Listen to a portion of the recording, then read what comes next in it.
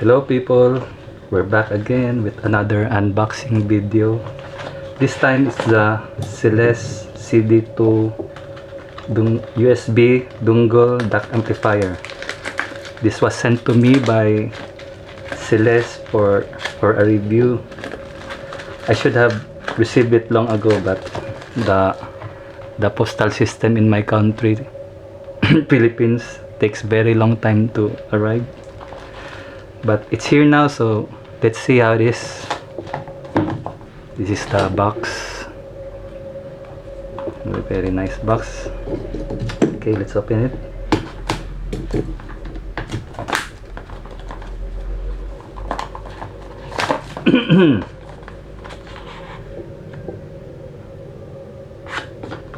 Celest CD-2. Wow, this looks nice.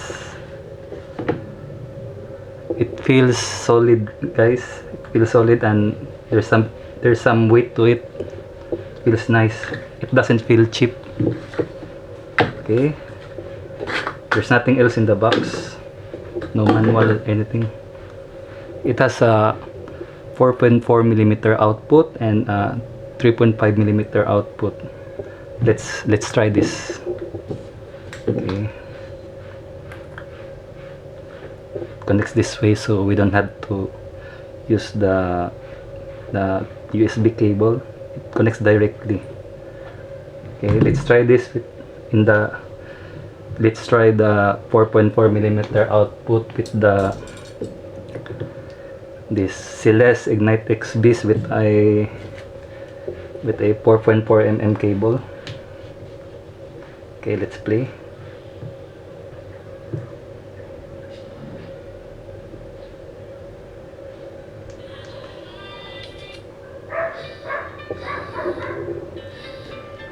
Let's see how loud it is. Okay.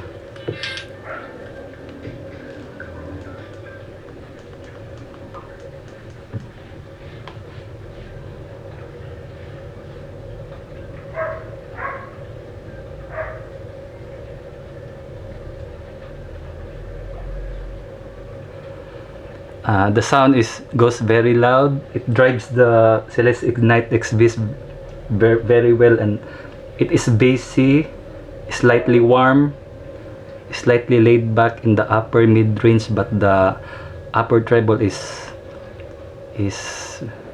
neutral.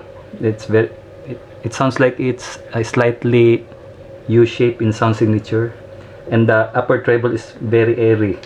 Let's try this in the 3.5mm output. This time we're using the Ear Acoustic Audio SPA Pro Max IEM. Okay, let's play.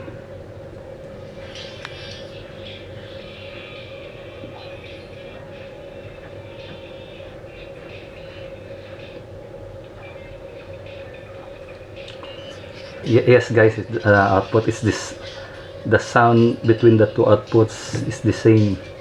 It's bassy, and it has powerful sub bass, and it's certainly not thin sounding.